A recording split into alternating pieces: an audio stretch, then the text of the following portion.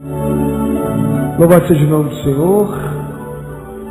Amados e queridos irmãos, nós tivemos a oportunidade ao longo dos 3 últimos capítulos de fazer uma abordagem no livro de Daniel, no livro do Apocalipse, passando pelo Evangelho de Mateus, passando por 1 Coríntios, Tessalonicenses, enfim, fomos buscando respaldo na Palavra de Deus com vistas a entendermos que mistério seria esse da grande meretriz.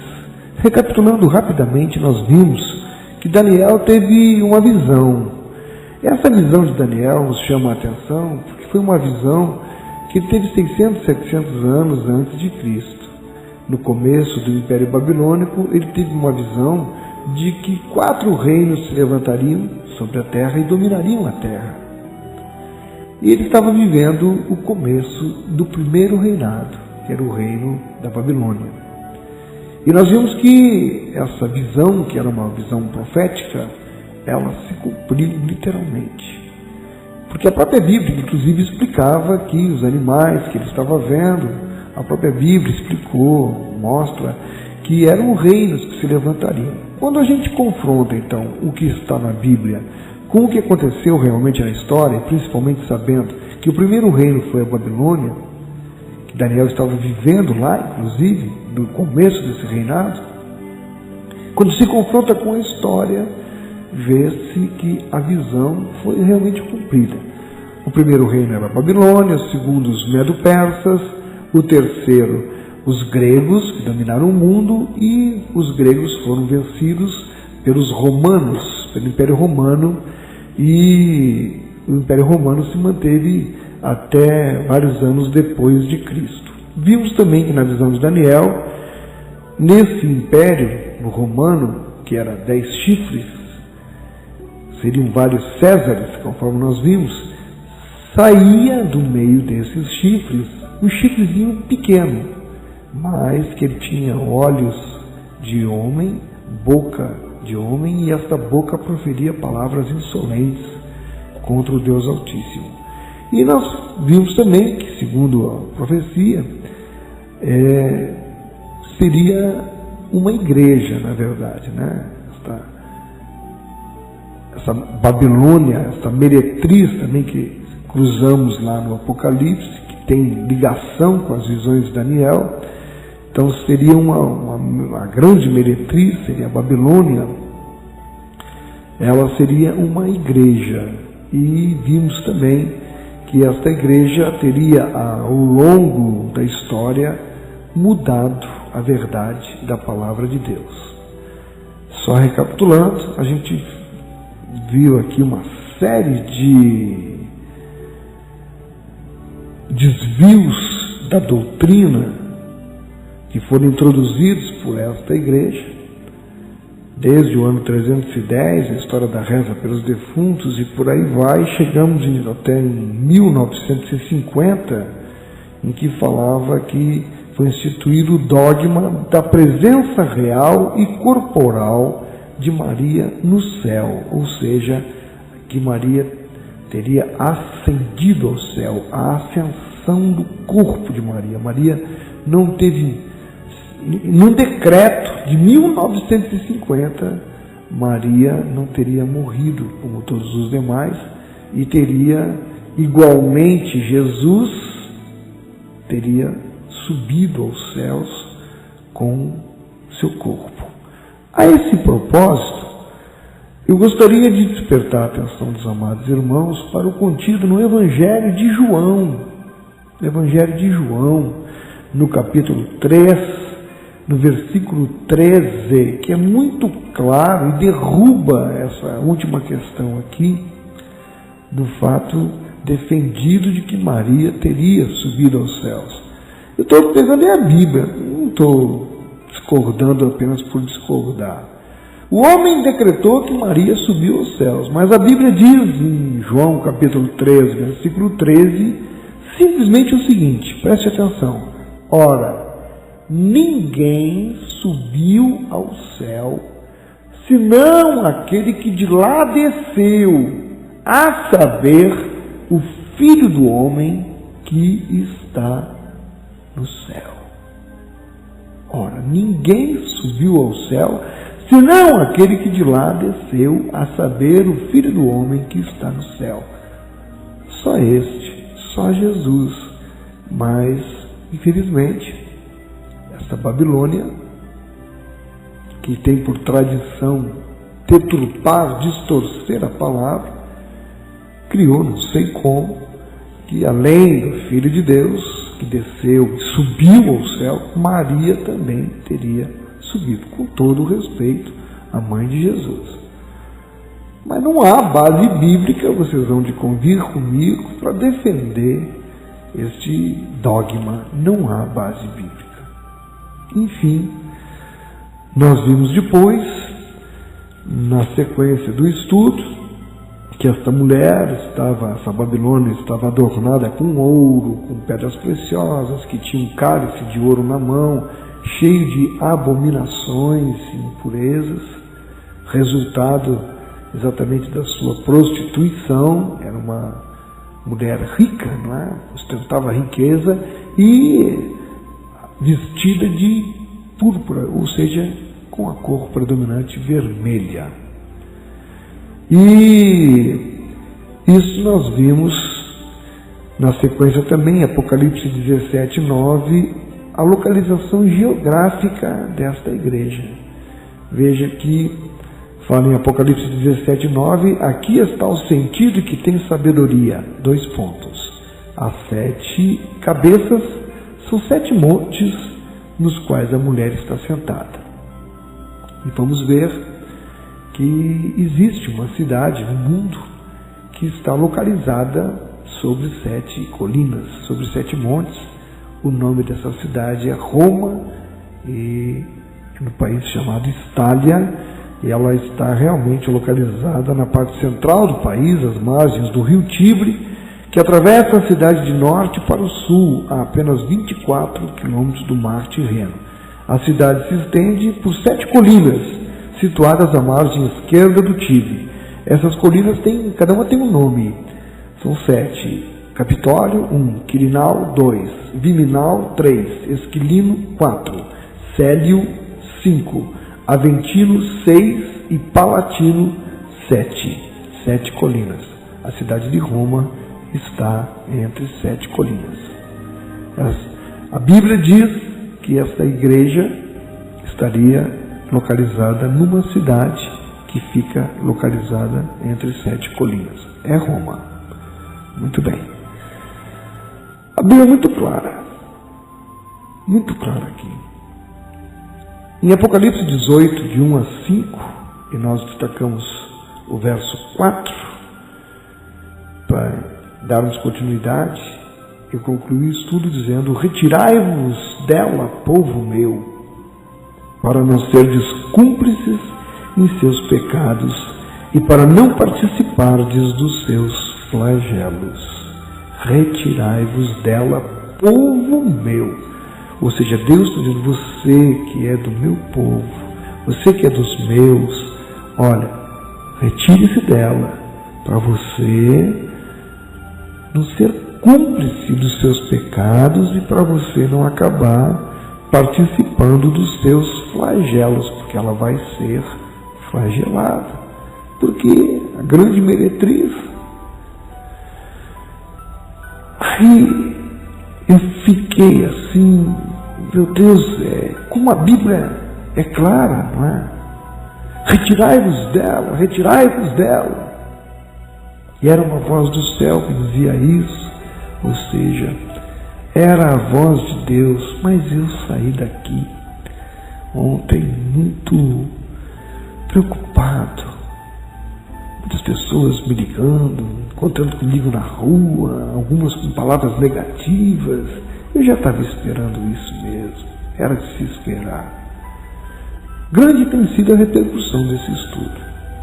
É porque ninguém, na verdade, tem, não sei se é coragem ou compromisso de chegar e falar a verdade da Bíblia. Será que é isso mesmo?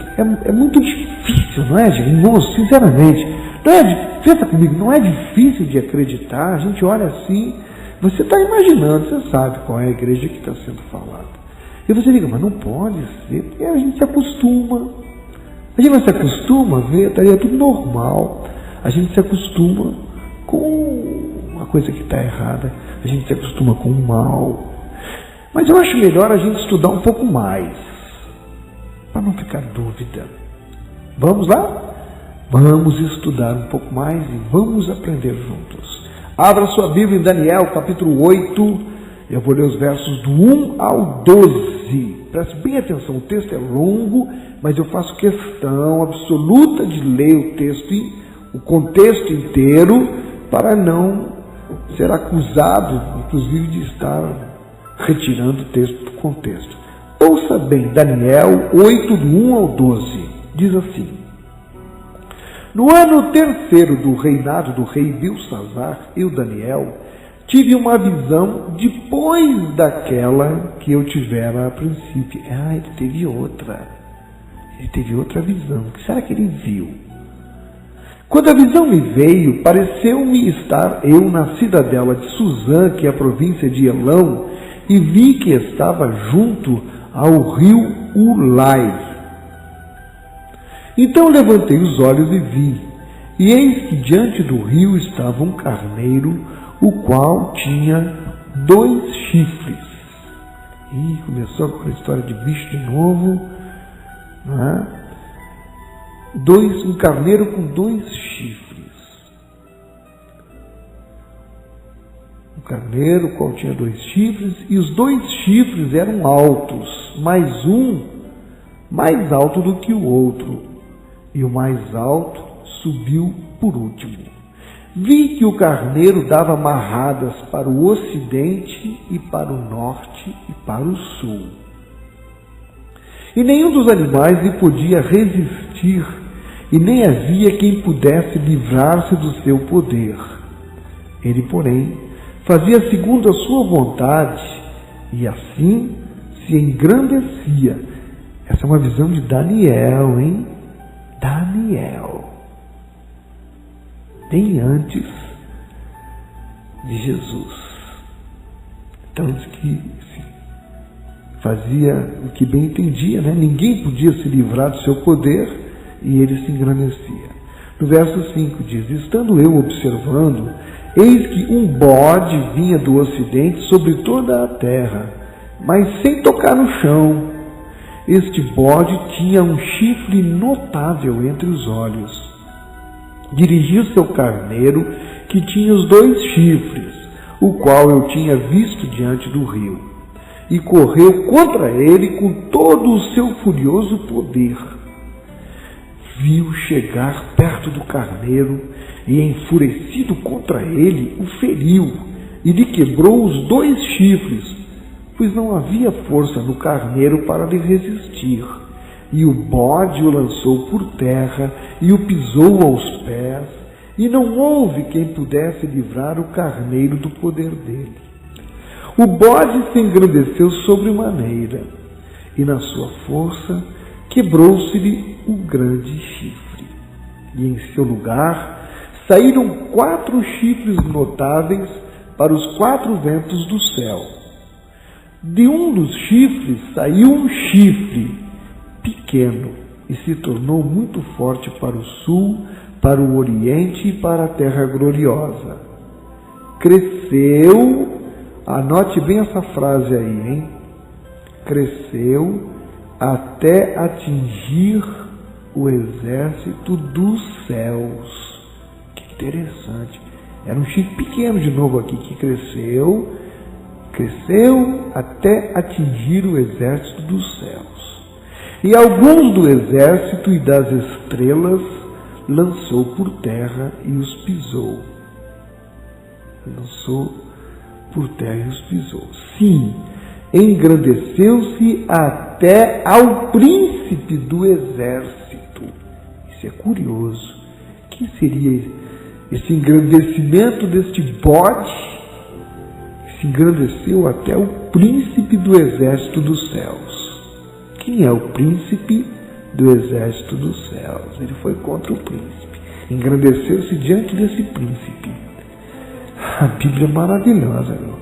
O exército lhe foi entregue com o sacrifício diário por causa das transgressões. E olha aqui, ó. E deitou por terra a verdade. E o que fez? Prosperou. Que palavra, hein? Será que quer dizer isso? Que história incrível, não é? Você entendeu alguma coisa? A princípio, nada, né? Muito confuso. Um carneiro, um bode, vem correndo, bate nele, quebra um chifre. Será que a gente consegue entender junto? Vamos tentar, me acompanha aqui. Eu vou recapitular bem devagarzinho e você vai me acompanhando. Vamos lá. Imagine, Daniel viu um carneiro com 2 chifres. Até aqui tudo bem, né? Um carneiro com 2 chifres. E depois ele viu um bode com um chifre só. Só que o bode veio voando. Certo? Lembra agora, né? Falou isso. Os 2 travaram uma luta. Quem ganhou? O bode. O bode ganhou a batalha. E depois, após tal vitória, o bode se engrandeceu sobremaneira na sua força, mas o grande chifre se quebrou. Em seu lugar saíram 4 chifres que se esparramaram para os 4 ventos do céu. De um desses chifres saiu um outro chifre pequeno que se tornou muito forte, expandindo-se para outras terras. E cresceu tanto, não foi? Você lembra? Que conseguiu chegar até onde? Até o exército dos céus. Ou seja, cresceu tanto que foi mexer com as coisas de Deus. Você concorda comigo? Foi mexer lá com as coisas de Deus. Então, lançou alguns desses do exército do céu e das estrelas, lançou-as por terra e as pisou. E a Bíblia esclarece que esse chifre, que era pequeno, mas cresceu, engrandeceu-se até o príncipe do exército, tendo tirado dele o sacrifício diário, e o lugar do seu santuário foi deitado abaixo. O exército lhe foi entregue com o sacrifício diário por causa das transgressões. E termina aqui com 2 frases que mexem muito com a gente. A primeira é: e deitou por terra a verdade. E a segunda é: e o que fez prosperou. Obteve sucesso. O que significa isso, hein? O que será que significa este carneiro e este bode? Tá curioso? Tá? Você quer saber? Agora eu pergunto, você quer mesmo saber? Está preparado para saber? A princípio, meus queridos, parece muito difícil de entender, não é? Mas a gente ou não lê direito a Bíblia, ou se lê com vontade, tudo, mas o diabo, irmãos, nos cega o entendimento. Quantas vezes talvez você já leu essa passagem aqui e não entendeu nada e passou direto, e isso é chato, eu não entendo nada. A verdade está toda ali, Deus querendo mostrar para a gente, e o diabo cegando o entendimento. Mas o que significa isso? O que significa esse carneiro e esse bode? Quer mesmo saber, né? Você quer saber. Eu não vou inventar, meus queridos. Não vou buscar em outra fonte. Eu vou trazer a resposta. Louvado seja Deus na palavra de Deus. Aleluia. Vamos lá? Vamos ver? A própria palavra de Deus vai nos mostrar estes significados. Daniel, capítulo 8, os versos do 15 ao 21. Anotou? Daniel 8, do 15 ao 21. Me acompanha aí. Havendo eu, Daniel, tido a visão, procurei entendê-la, que nem a gente estava querendo entender aqui, né? E eis que se me apresentou diante um com aparência de homem. Então apareceu um anjo, né? E ouvi uma voz de homem de entre as margens do rio Lai, a qual gritou e disse: Gabriel, dá a entender este a visão. Aleluia! Era o anjo Gabriel que estava recebendo a ordem de dar a Daniel o entendimento da visão. Daniel, ele diz: Gabriel, dá a entender a este a visão. Veio, pois, para perto de onde eu estava. Ao chegar ele, fiquei amedrontado, diz Daniel, e prostrei-me com o rosto em terra.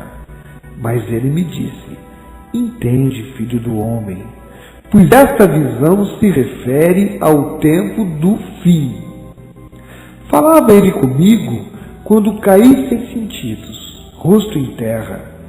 Ele, porém, me tocou e me pus em pé no lugar onde eu me achava e disse: eis que te farei saber o que há de acontecer no último tempo da ira, porque a visão se refere ao tempo determinado do fim.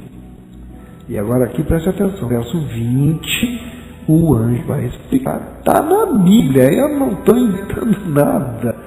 Ele diz no verso 20, aquele carneiro, você não queria saber? Vai saber agora, está na Bíblia. Aquele carneiro com 2 chifres que viste são os reis da Média e da Pérsia. O anjo estava agora dizendo, queridos, o nome do reino. Na primeira visão não dizia o nome dos reinos, você se lembra? Só dizia que eram 4 animais que seriam 4 reinos. Mas agora a história já estava acontecendo. E ele cita agora aqui claramente que esse carneiro, não é?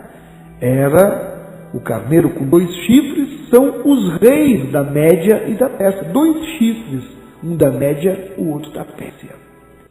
Mas o bode peludo é o rei da Grécia. O chifre grande entre os olhos é o primeiro rei, Alexandre o Grande. Entendeu? Grande, o chifre grande. Ele diz até aqui como seria chamado, meu Deus do céu, o rei da Grécia que venceria a Média e a Pérsia. O bode peludo é o rei da Grécia, o chifre grande entre os olhos é o primeiro rei. O primeiro rei era Alexandre o Grande. Que mensagem maravilhosa! Daniel teve uma visão, mas não entendeu. Então pediu a Deus para explicar. E Deus mandou que o anjo Gabriel explicasse. E Gabriel veio e explicou, dizendo para Daniel que aquela visão não era para aquele tempo, mas sim para o final dos tempos. Está mais adiante. Em Daniel 8:20, aí nós começamos a entender a mensagem. Ele diz que aquele carneiro com 2 chifres que viste são os reis da Média e da Pérsia, mas o bode peludo é o rei da Grécia. O chifre grande entre os olhos é o primeiro rei. Viu? Eu não inventei nada. Está tudo na Bíblia, irmão. Aquele carneiro com 2 chifres são os reis da Média e da Pérsia. O fato de ele estar dando uma marrada para um lado e para outro lado significa que este império dominava. Dava amarrada para cá, dava amarrada para lá, ia dominando. Certo? Até surgiu o bode peludo. E o bode peludo é o rei da Grécia. O chifre grande entre os olhos é o primeiro rei. E quando o império Medo-Persa dominava, chegou o império da Grécia, que só tinha um chifre, ou seja, um rei. O outro império tinha 2 chifres porque eram 2 reis. Mas esse aqui tinha um só, e era grande, que era Alexandre o Grande. Então, eles contenderam, não foi? A Grécia contendeu com a Média e a Pérsia. Quem ganhou? O bode. A Grécia, né? Prevaleceu sobre o carneiro, sobre o Império Medo-Persa. Vamos relembrar Daniel 8:7. Viu chegar perto do carneiro, e enfurecido contra ele, o feriu e lhe quebrou os 2 chifres. 2, os médios e os persas. Pois não havia força no carneiro para lhe resistir. Eles não resistiram ao ataque da Grécia. E o bode o lançou por terra e o pisou aos pés, e não houve quem pudesse livrar o carneiro do poder dele. Então, Alexandre o Grande, imperador da Grécia, era muito jovem quando dominou o mundo. Irmãos, com cerca de apenas 33 anos de idade, Alexandre já havia conquistado o mundo daquela época, com 33 anos de idade. E em apenas 10 anos de campanha, ele viu impérios milenares renderem-se aos seus pés. Alexandre o Grande fundou 16 cidades com seu nome e chegou a homenagear o seu cavalo Bucéfalo com o nome de uma cidade lá na Índia. Homenageou o cavalo. E o historiador inicia o relato dos últimos dias do imperador Alexandre da seguinte maneira: mas certo dia, em 323 a.C., enquanto inspecionava um projeto de drenagem nos pântanos do rio Eufrates, foi picado por um mosquito infectado e contraiu uma febre. E o relato prossegue. Nos dias seguintes, a febre piorou e ele não conseguiu mais se levantar da cama e morreu. O homem que experimentara tantas vitórias, o homem que tanto se engrandeceu, o homem que em 13 anos conquistara mais territórios do que outros que viveram antes e depois dele, fora nocauteado por um simples mosquito. Que final de vida irônico, não é? E a Bíblia diz que aquele chifre quebrou-se, ou seja, morreu, significando então a morte de Alexandre o Grande. Queridos, isto tudo foi profetizado muitos anos antes por Daniel, enquanto ele ainda estava lá no cativeiro babilônico. A palavra de Deus diz que, em lugar daquele chifre que se quebrou, saíram 4 chifres. Isso não lembra nada a você? Como já vimos anteriormente nesse estudo, os 4 chifres, na outra visão, que saíram no lugar do chifre quebrado, a gente já sabe, você já é capaz de responder. São os 4 generais de Alexandre. Você lembra disso? A gente falou, não foi? Na outra visão aparecia 4 também, as 4 cabeças, agora aqui 4 chifres. Daniel 8:22 explica um pouco mais. Sabendo que o chifre grande entre os olhos era o primeiro rei, diz agora então o verso 22. O ter sido quebrado, levantando-se 4 em lugar dele, significa que 4 reinos se levantarão deste povo, mas não com força igual a que ele tinha. Fica mais fácil de entender. Os 4 comandantes de Alexandre continuaram no comando, porém cada um por si. Pois perderam, na verdade, o comando, a direção de Alexandre. Os 4 comandaram. Eu fui olhar na enciclopédia britânica sobre este fato. Senti curiosidade, fui lá olhar na história e verifiquei o seguinte. Alexandre o Grande morreu na Babilônia a 13 de junho de 323 a.C., com a idade de 33 anos. O império que com tanto esforço edificou e que produziu a harmoniosa união do Oriente e do Ocidente começou a desmoronar, já que só um homem com suas qualidades poderia governar território tão amplo e complexo, mescla de povos e culturas muito diferentes.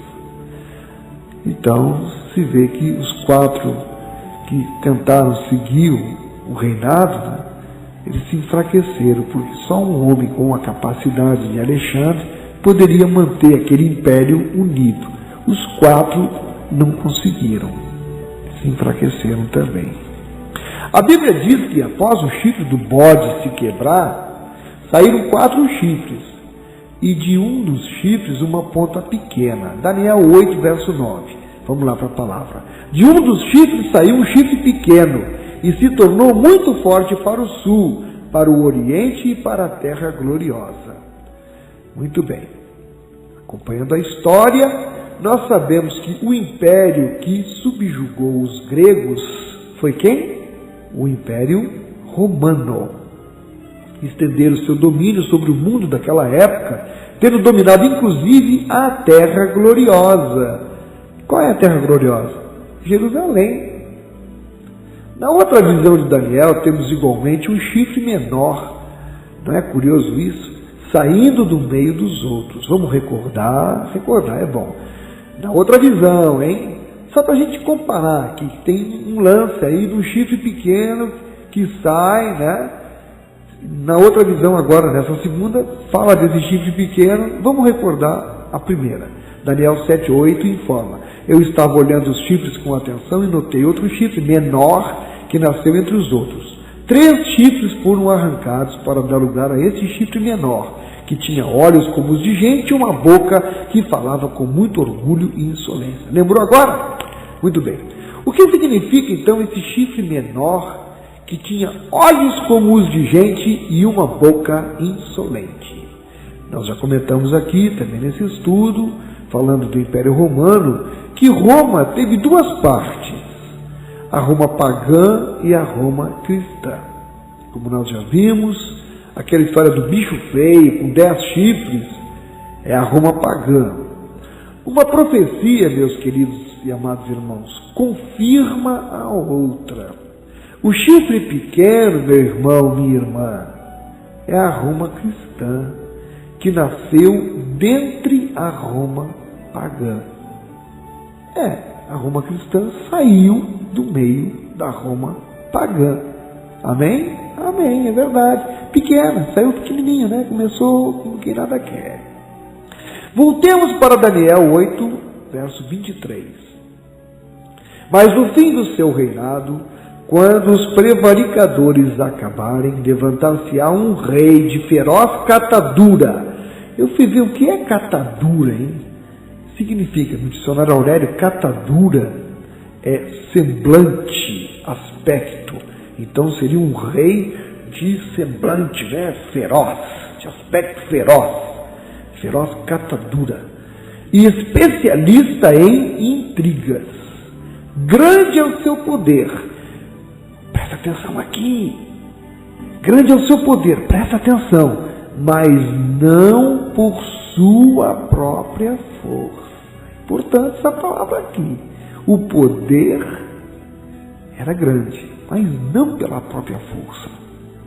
Causará estupendas destruições, prosperará e fará o que lhe aprouver, e destruirá os poderosos e o povo santo. Lembra que eu perguntei, e Satanás tem uma igreja? Tem sim.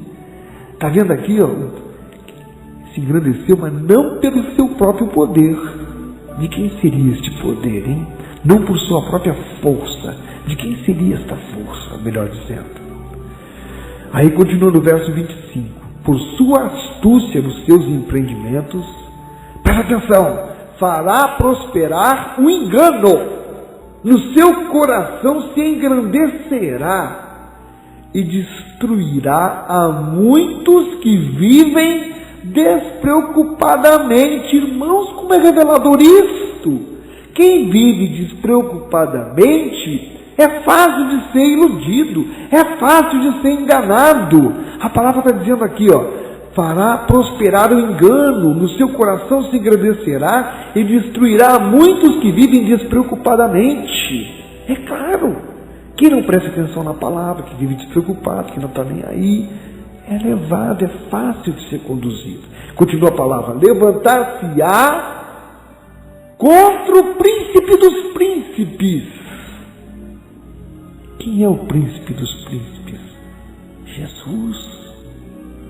Quem foi que desviou o foco do Senhor Jesus, deixando-o apenas como uma figura coadjuvante para jogar os holofotes sobre outros e outras e outras criaturas humanas?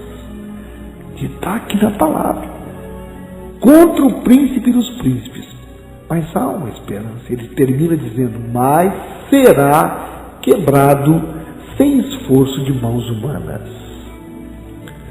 Abra sua Bíblia agora, mas fique sentado, fique em pé não.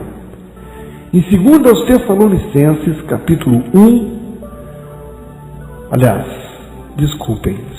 Tessalonicenses, capítulo 2, eu vou ler os versos do 1 ao 15, para a gente terminar o capítulo de hoje. Ouça e beba e coma cada palavra dessas. Procure mergulhar no sentido, no significado desse texto. Eu vou ler o contexto todo. É preciso ler o contexto todo. 2 Tessalonicenses, capítulo 2, versos do 1 ao 15, diz assim: Irmãos, no que diz respeito à vinda de nosso Senhor Jesus Cristo e a nossa reunião com Ele, nós vos exortamos a que não vos demovais da vossa mente com facilidade, e nem vos perturbeis, quer por espírito, quer por palavra, quer por epístola, como se procedesse de nós, supondo tenha chegado o dia do Senhor. Ninguém, de nenhum modo, vos engane, porque isto não acontecerá sem que primeiro venha a apostasia. Primeiro seria revelada a apostasia. O que é apostasia? É se afastar, é negar, na verdade, a fé, tudo que se acredita. Negar a Bíblia, por exemplo, é apostasia. Esconder a Bíblia é facilitar a apostasia. E se nada disso acontecerá sem que primeiro venha a apostasia. E agora abra bem seus ouvidos, amado irmão. Ouça com muita atenção. Ele diz, sem que primeiro venha a apostasia e seja revelado o homem da iniquidade, o filho da perdição, o qual se opõe e se levanta contra tudo que se chama Deus ou é objeto de culto. Agora aqui, a ponto de assentar-se no santuário de Deus, ostentando-se como se fosse o próprio Deus. Meu Deus, filho da iniquidade, seria revelado, filho da perdição. Ele se opõe e se levanta contra tudo que se chama Deus ou é objeto de culto, a ponto de assentar-se no santuário de Deus, ostentando-se como se fosse o próprio Deus. Será que tem algum homem aqui na terra que se senta num trono dizendo ser o sucessor de Deus, o representante de Deus, e aceitando inclusive que as pessoas se dobrem aos seus pés, beijem os seus pés, lhe façam culto, como se ele fosse o próprio Deus? A Bíblia diz que ele é o filho da iniquidade, que ele é o filho da perdição. Irmão, não é eu que estou dizendo, não é a Bíblia aqui. Não fique bravo comigo, não. Rasgue a Bíblia, então. Eu vou ler o contexto todo aqui, eu vou ler o contexto, para não acharem que eu estou tirando coisa do contexto, né? Continua no verso 5. Não vos recordais de que ainda convosco eu costumava dizer-vos estas coisas? E agora sabeis o que o detém, para que ele seja revelado somente em ocasião própria. Olha, para que ele seja revelado somente em ocasião própria. Talvez Deus esteja querendo que seja revelado agora para você, né, na sua vida, você ficar sabendo agora essas coisas. Com efeito, ele diz, o mistério da iniquidade já opera, e aguarda somente que seja afastado aquele que agora o detém. Então, será de fato revelado o iníquo, a quem o Senhor Jesus matará com o sopro de sua boca e o destruirá pela manifestação de sua vida. Ora, o aparecimento do iníquo é segundo a eficácia de Satanás. Segundo a eficácia de Satanás. Esse iníquo que se senta no trono querendo parecer com Deus, se ostentando como se fosse o próprio Deus, o aparecimento dele é segundo a eficácia de Satanás. Porque lembra que dizia na visão de Daniel que não seria pela sua própria força, a força não seria dele. Aqui diz de quem é a força é de Satanás. Sangue de Jesus me cubra. Ele diz, segundo a eficácia de Satanás, com todo o poder e sinais e prodígios da mentira, e com todo o engano de injustiça aos que perecem, porque não acolheram o amor da verdade para serem salvos. Queridos, mais claro do que isso não tem o que dizer. Não acolheram o amor da verdade. Onde está a verdade? A verdade está na palavra, a Bíblia. Quem é a verdade? A verdade é Jesus. Quem não aceita Jesus, quem repudia a Bíblia, meu Deus do céu, não acolheram o amor da verdade para serem salvos. Para ser salvo é preciso acolher o amor da verdade, aceitar o Senhor Jesus e não render culto nem homenagem para nenhum outro, a não ser para o Senhor Jesus. Diz no verso 11, é por este motivo, pois, que Deus lhes manda a operação do erro. Deus permite, está aqui, ó. É por esse motivo que as pessoas, é muito fácil de entender, vamos entender junto? As pessoas não acolheram o amor à verdade. Negam, não querem. Não é aqueles que vivem despreocupadamente, que falou aqui. Aí agora, é por este motivo, está explicando aqui, pois que Deus lhes manda a operação do erro. Deus permite que isso tudo aconteça, meu querido irmão, porque está em cada um de nós a decisão. Você conhece a verdade você conhece, conhecereis a verdade, e a verdade vos libertará. Como é que você conhece a verdade se ainda não está liberto? Então você não conhece a verdade. Se conhecesse a verdade, você estava liberto. Ele disse, vou ler de novo, é por esse motivo, pois, que versículo, eu ainda não tinha me ligado tanto nesse versículo, mas ele é terrível, de tão claro.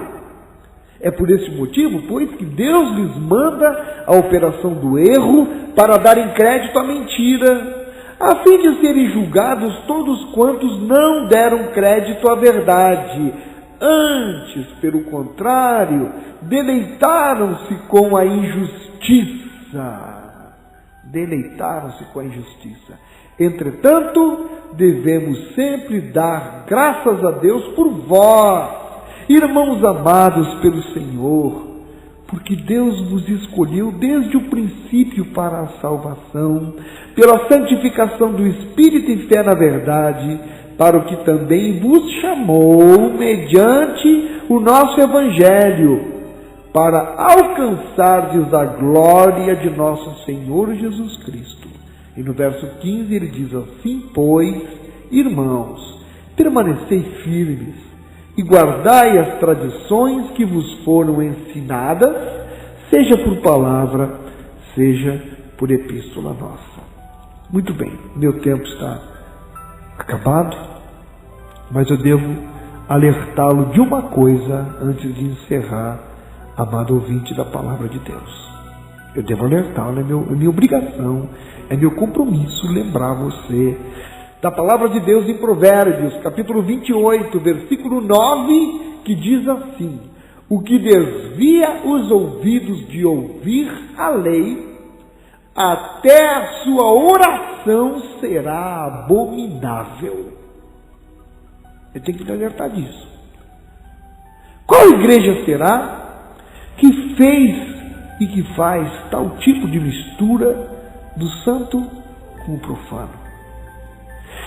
Que insiste ao longo dos tempos em desobedecer a Bíblia, cultuando práticas pagãs, prostrando-se diante de imagens, de homens, de ídolos, de pessoas que já morreram, levando os seus adeptos à mentira no confronto com a palavra de Deus, uma vez que suas práticas não se coadunam com a genuína palavra de Deus, cultuando os que já morreram, praticando verdadeiras abominações, idolatrias, imundícias.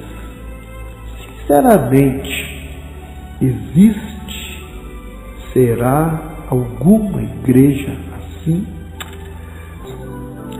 Irmãos, como nós vimos neste estudo, a Bíblia separou em suas páginas uma menção especial nas Sagradas Escrituras a este poder religioso que se instalaria na terra, formando um poder paralelo, permissão de Deus,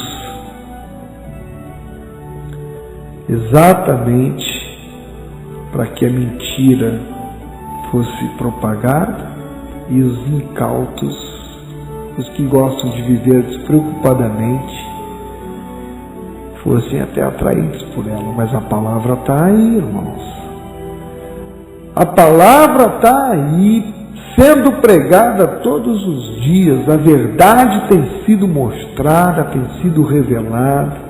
Você tem cultos campais na rua, você tem programas de rádio, você tem várias igrejas em tudo que é cidade. Você só não segue a Bíblia se você não quer. Eu confesso que eu estou impactado, apesar de ter preparado esse estudo após várias pesquisas, mas agora aqui na frente do microfone, o peso das revelações é muito forte sobre mim. Mas ao mesmo tempo é uma espécie de alívio que eu sinto, porque eu estou fazendo a minha parte. Eu vou passar, mas a palavra de Deus vai permanecer. Você ouviu esse estudo, você viu que Deus deixou em todas as letras falando sobre a grande meretriz, a Babilônia, a mãe das meretrizes. Conforme nós estudamos, o profeta Daniel viveu no ano 600, mais ou menos, antes de Cristo. E o apóstolo João, que escreveu o Apocalipse no ano 90 depois de Cristo, então tem quase 700 anos de um para o outro, foram os que mais se ocuparam desta igreja que fica assentada no meio de 7 colinas, na cidade de Roma. Cada vez mais, teólogos e exegetas de todo o mundo comparam textos bíblicos com as características do papado e encontram uma incrível identidade. Profetas e apóstolos descreveram esse pequeno reino advindo de um império desfeito que se assemelha àquele pequeno estado dentro da cidade de Roma, forma um estado, né? Um país independente. Lá em Roma, onde está o poder religioso chamado Vaticano. E não fica dúvida alguma, esse pequeno estado, ele teria, segundo as profecias bíblicas, vamos recapitular, primeiro, um caráter religioso, certo? Segundo, ambicionaria ocupar na terra o lugar de Deus, certo? Destruiria os santos do Altíssimo, concorda? Foi tudo isso que nós vimos nas Escrituras, né? Teria sede numa cidade edificada sobre 7 montes, certo? E teria um número de identificação. Está faltando a gente falar sobre isto. A Bíblia refere-se a um pequeno reino, a ponta pequena, brotando de um império desfeito. Apocalipse 13, verso 12, Daniel 7, verso 8, que lemos aqui.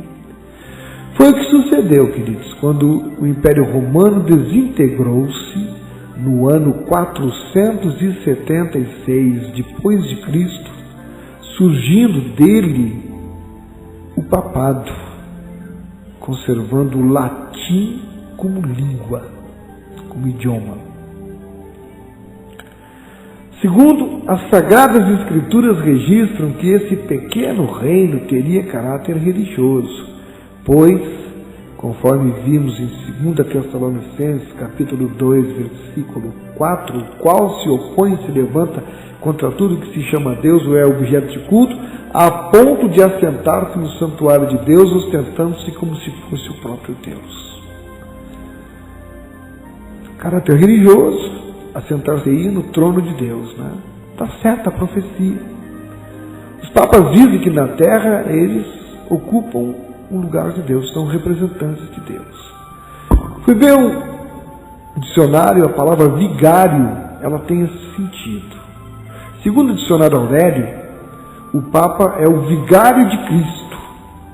E a palavra vigário significa aquele que faz as vezes de outro.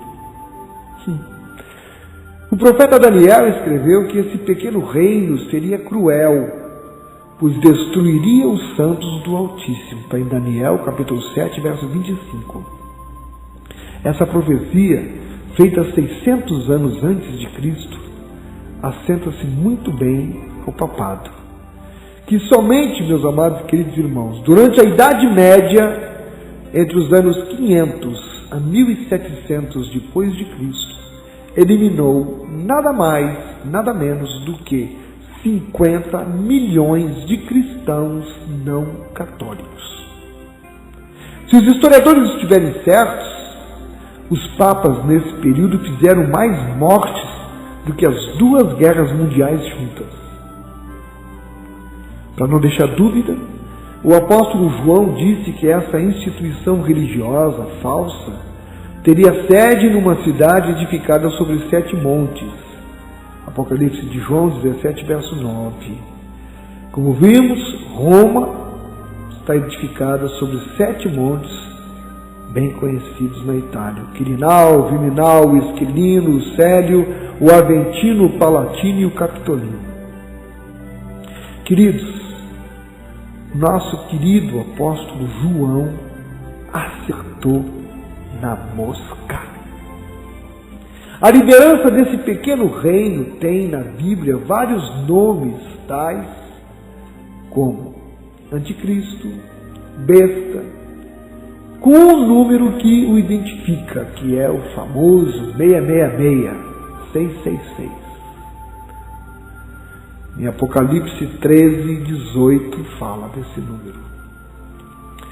Bom, estava faltando falar isso para a gente concluir, não é?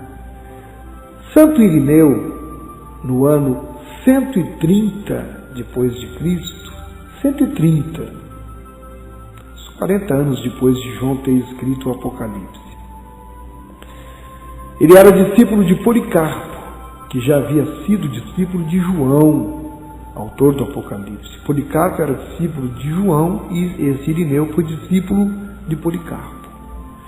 Ele descobriu o número 666 na palavra latino, latinos, no original.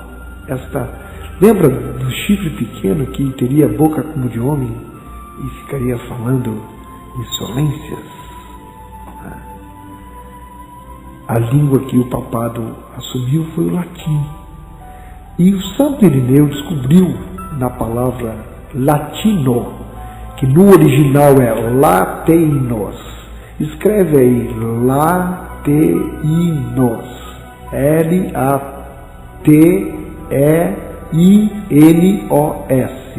Lateinos. Como o papado leva na Cristo o nome latino, por ser chefe de uma religião latina, corresponde-lhe o algarismo fatídico. Santo Irineu, que era bispo de Esmirna, tomou então essa palavra lateinos, letra por letra, em valores gregos. Lembre-se que o Apocalipse foi escrito em grego e fez a descoberta como segue. Vai anotando aí, o L vale 30, A vale 1, então 30 mais 1, 31. A letra T vale 300, 331 até aqui. A letra E vale 5, 336. A letra I vale 10. Somando 330, 46, certo? N vale 50. Temos quanto? 330, 340, 396 até aqui. N vale 50. A letra O vale 70. 396 com 70 dá 9, 7, 16 vai 1, 466. E a letra F vale quanto? Acertou quem disse 200. 666. Somando, está aí. 666, o número da besta. Tem outras formas de calcular, eu conheço várias. Usei esta aqui porque ela se encaixa no assunto. Isso é só um estudo. Eu posso estar totalmente enganado, posso estar errado, né?